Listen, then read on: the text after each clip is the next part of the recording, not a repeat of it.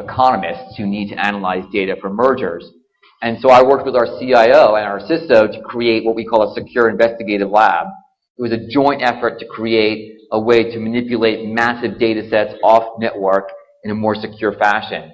And literally the CIO, the business owners, and myself sat down and developed this initiative together, start to finish, and it's been an enormous success. I could discuss other initiatives, but whatever the initiative is, the result is always better when the CPO and the CIO work together from the beginning.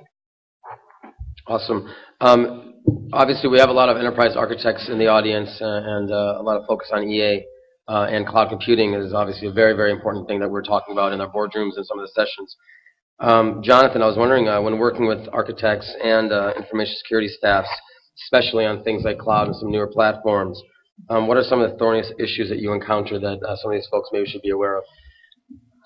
So one of the things is, you know, as a chief privacy officer, you know, I get the advantages that some of the streamlined platforms can bring. And so when I'm meeting with CIOs and CISOs, you know, they're talking about security standardization, and there's this great uniform platform, and it's so much more efficient, and we wouldn't have to run those, you know, data centers anymore. We could save, and I get all that. But one of the things I'm often bringing to the table that makes me concerned and I want to work through, that is often difficult, is some of those clunky stovepiped old systems had custom build features in them that were very much designed to address a particular privacy vulnerability or particular data sharing concern or a particular methodology of keeping, you know, certain sensitive data sets apart.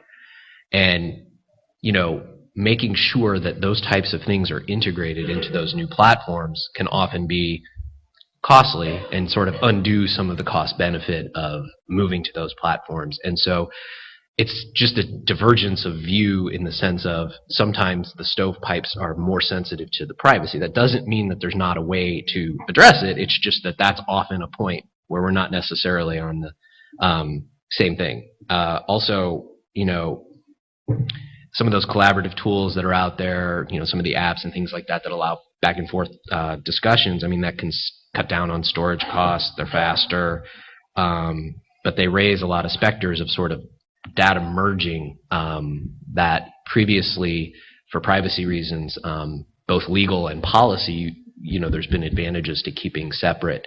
It sort of prevents sort of the big brother aspect going on if you have a lot of personal information, and making sure that as we move there, building those types of secure features where it continues to sort of maintain it. A lot of times, again, that'll sort of cut against some of the savings. And so that's an area where the interests are not always lining up directly.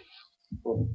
Anyone else want to come to that, Mark? On enterprise architecture, so I'm a CPO, and I have drunk the Kool-Aid on enterprise architecture.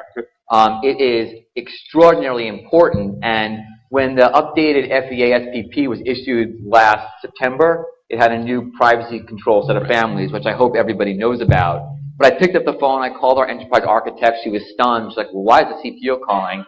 And we sat down, and we now have this amazing relationship where we're working together on the data dictionary for the agency, on the data warehouse.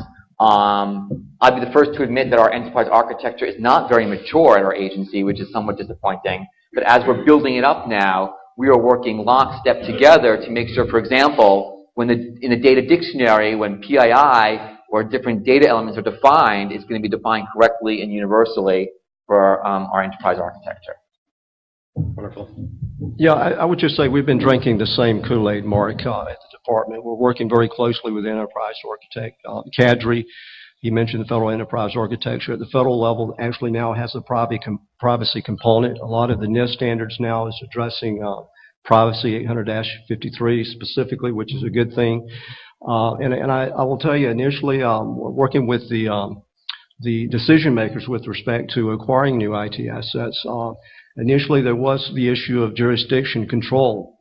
Anytime you have a party that's coming to the table that's talking about risk and trying to mitigate that risk, clearly there's the issue of funding. And funding is a huge concern at this point. So that communication between the cybersecurity, privacy, the decision makers with respect to acquiring new IT technology is very important, specifically for privacy, to articulate the risk and mitigate the risk before money is spent, before metal is spent, before implementation of the system.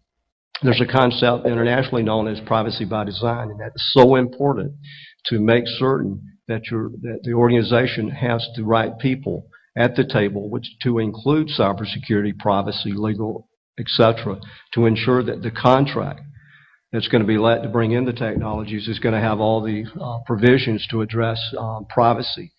Typically, it's not addressed until after the fact, after the acquisition, after a catastrophic incident, and all of a sudden, massive resources expended. But of course, it's a little bit too late at that point. So again, I stress the theme, one of the themes of this panel discussion is that vital partnership between privacy and the decision makers in the IT office, regardless of where he or she sits.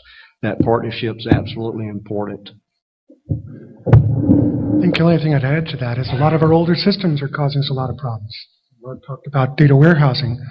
So we pull more and more of this together, we're suddenly getting concatenations of data that we wouldn't normally have. Something that as a security officer I might not worry about, but from a privacy perspective, suddenly we're opening up whole different areas of information that were put together.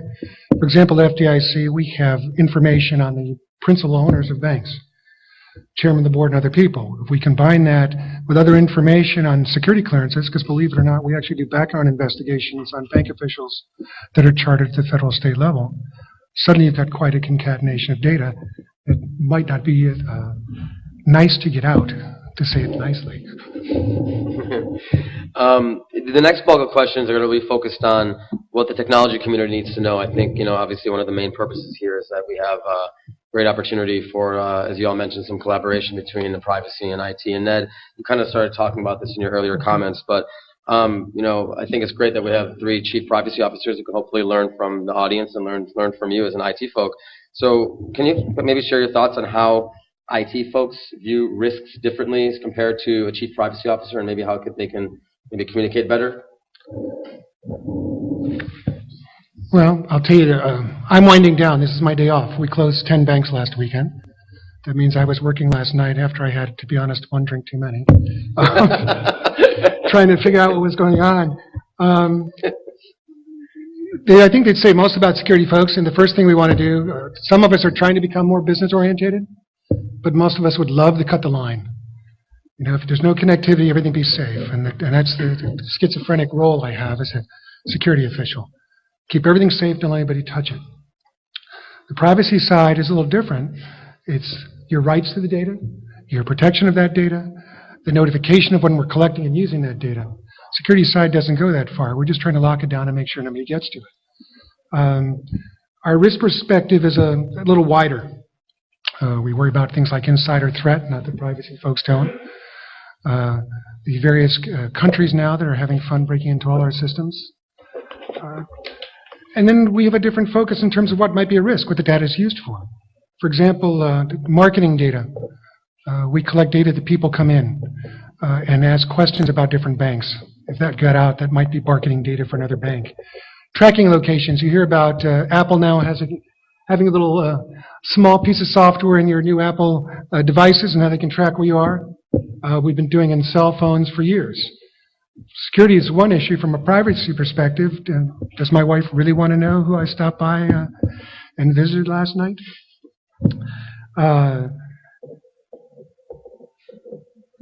I probably ought to stop at that, and in that she's here, I'll just pass it on. I'm going to pull you out of that, man. I'll rest my case. I was waiting for the follow-on to that. Regardless, I really want to know. Regarding how various parties view risk, I have to tell you, regardless where you're at, there's going to be differences in opinion with respect to risk as it relates to